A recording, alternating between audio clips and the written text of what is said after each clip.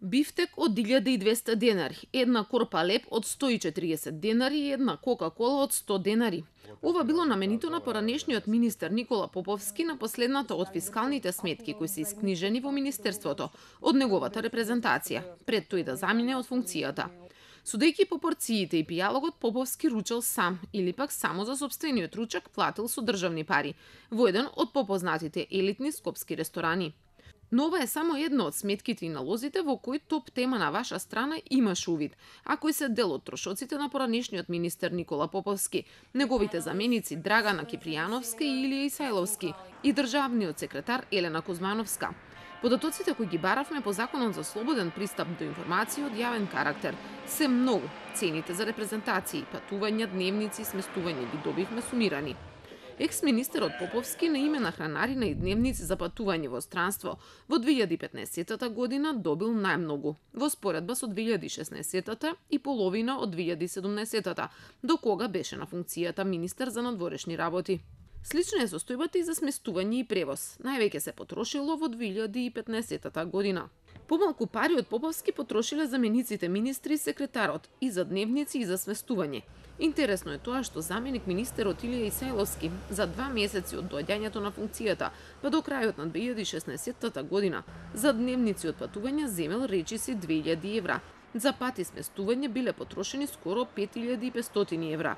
За разлика од него, неговата претходничка Драгана Кипријановска во истата година за повеќе од 6 месеци за дневници од патување земала само 830 евра, а патувањата чинеле 2000 евра.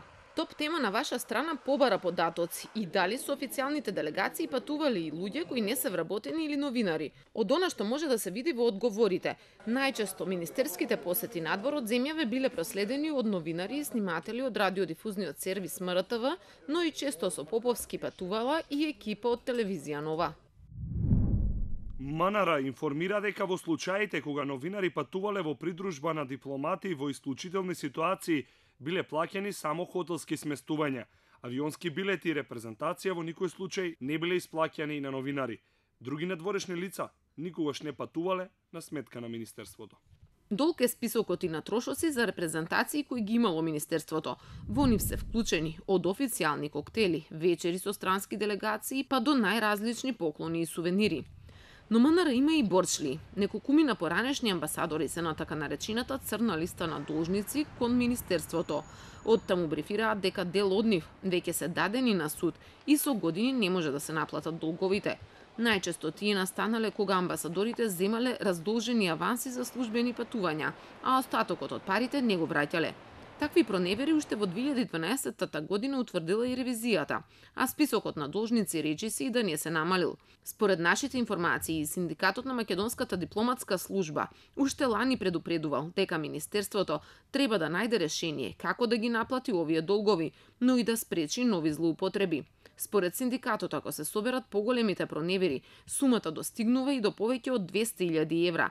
Меѓу оние афери кои се поголеми се оние на поранешниот амбасадор во Чешка Игор Илиевски, за кој е утврдено дека по заминување останал должник за повеќе од 20.000 евра, амбасадорот во Италија Орце Чунихин 10.000 евра, додека Фуад Хасановиќ, амбасадорот во Катар и $50.000. Поранешниот амбасадор во Австралија пак Перо Стојановски по заминувањето останал борчлија $50.000 австралиски долари, за кој од МНР брифираат дека подоцна најголем дел ги вратил. Дел од овие дипломати завршиле на суд, но исход најчесто нема.